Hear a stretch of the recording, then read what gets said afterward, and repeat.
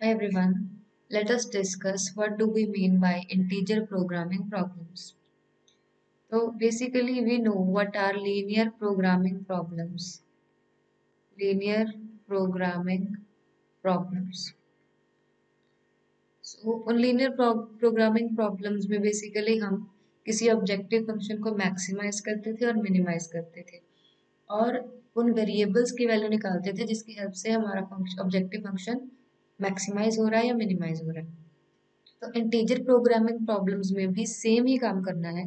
It is almost same, but हमारे पास restriction क्या है कि यहाँ पे जो हमारे वेरिएबल्स होंगे, variables, those variables should be integer values. Those variables should take only integer values. So let me show you how.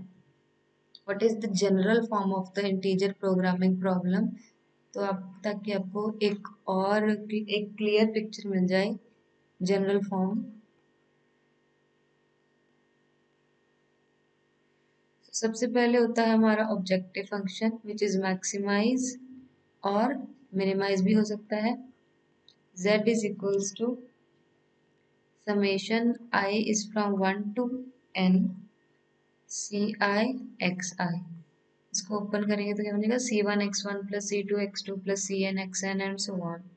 हमारे पास ये ऑब्जेक्टिव फंक्शन है होगा और सिमिलरली लीनियर प्रोग्रामिंग प्रॉब्लम की तरह कंस्ट्रेंट्स होंगे। So subject to some constraints which are a j1 x1 plus a j2 x2 and so on plus a jn xn is equal to bg, where j runs from 1 to n।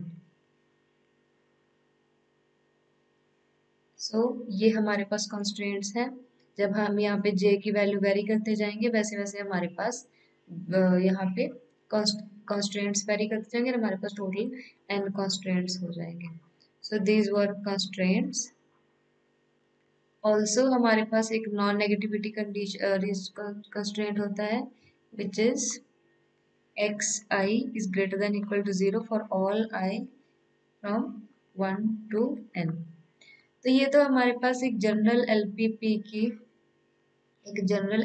की शक्ल होती ही है। बस यही general LPP एक integer programming problem बन जाती है जब इसमें हम ये कंडीशन ऐड कर देते हैं where xi belong to integers. और यहाँ पे xi ये भी हो सकता है कि कुछ वेरिएबल्स इंटीजर्स हों और बाकी नॉन इंटीजर हों। ये भी हो सकता है कि सारे के सारे वेरिएबल इंटीजर्स हों। सो xi belongs to integer for some p for I is from 1 to p where p is any number which is less than equal to n। मतलब कुछ वेरिएबल्स भी इंटीजर हो सकते हैं और सारे के सारे वेरिएबल्स भी इंटीजर हो सकते हैं।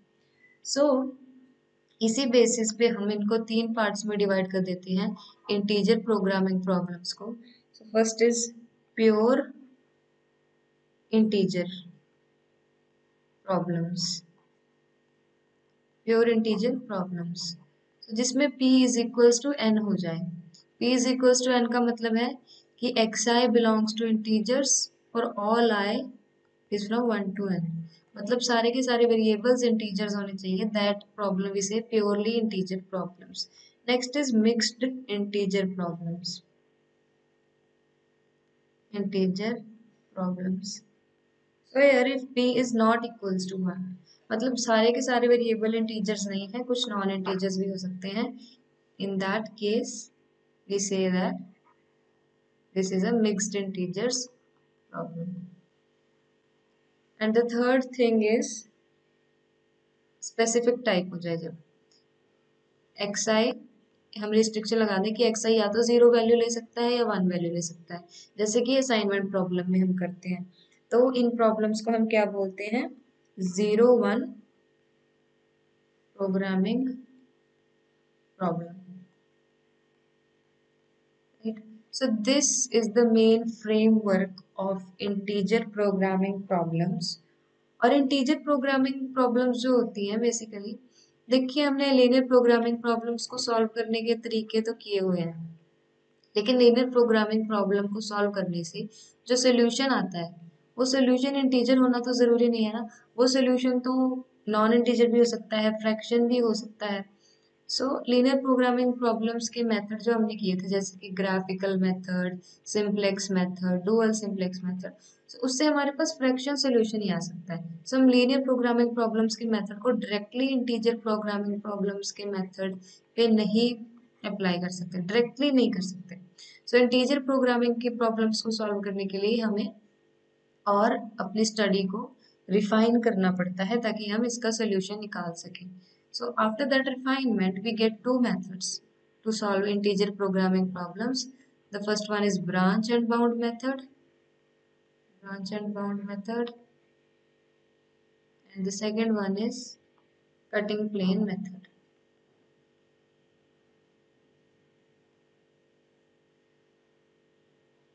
So इन methods की help से हम integer programming problems को solve करते हैं. So this was the introduction related to the integer programming problems. Hope you liked the video. In next video we will discuss about a question of branch and bound method and how, and also the method to this particular. Thank you very much.